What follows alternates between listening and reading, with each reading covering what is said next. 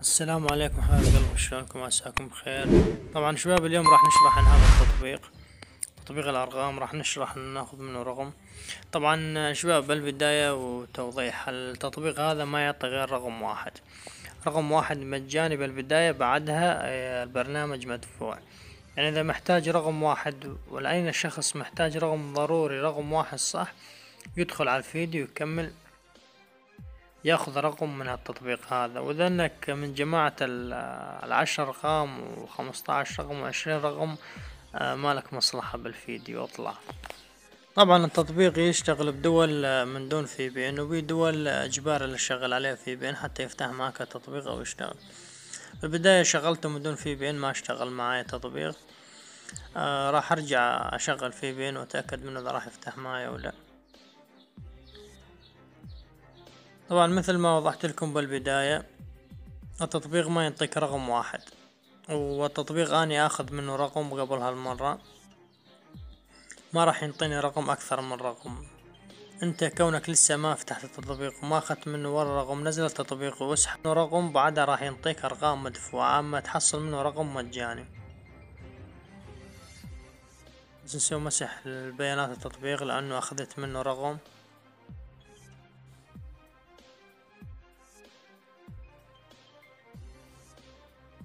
طبعا نرجع نفتح التطبيق، نحط له تطبيق ابدأ، هذه كلمة ابدأ بالازرق، نكبس عليها استنى التطبيق حتى يحمل معانا وحتى يفتح معانا التطبيق.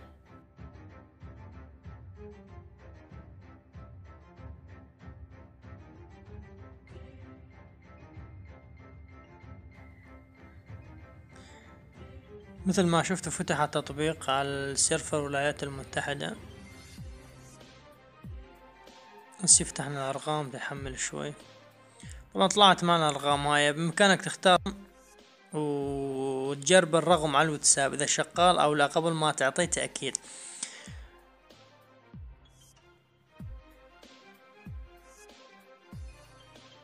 راح نروح على الواتساب ونتأكد من الرقم إذا شغال أو لا.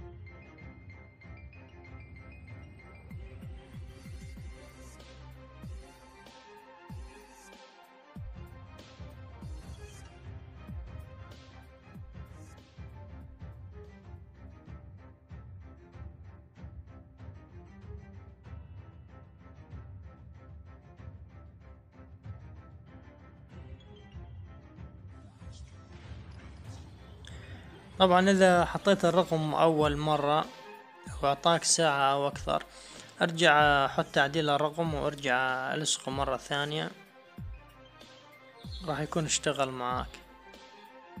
تعطيه موافق، تأكد من الرقم إذا اشتغل انطانا اتصال.